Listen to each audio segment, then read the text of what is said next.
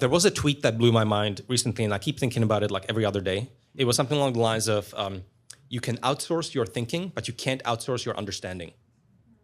And I think that's really nicely put.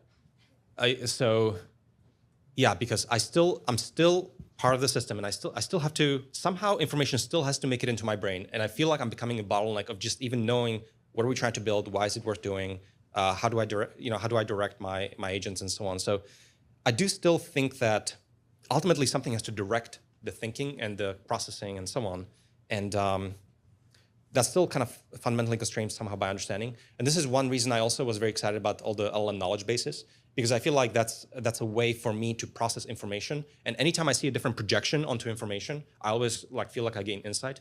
So it's really just a lot of prompts for me to do synthetic data generation kind of over some fixed data. So I really enjoy, whenever I read an article, I have my my wiki that's being built up from these articles, and I love asking questions about things. And I think that ultimately these are tools to enhance understanding in a certain way.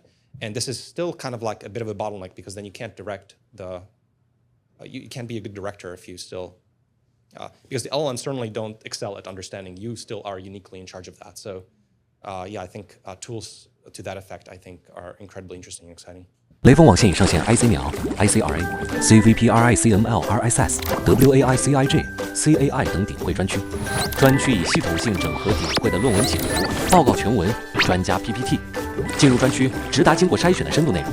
未来我们还将上线 ACL、Newer Apps 等多种学术顶会专区，快来扫码抢先锁定。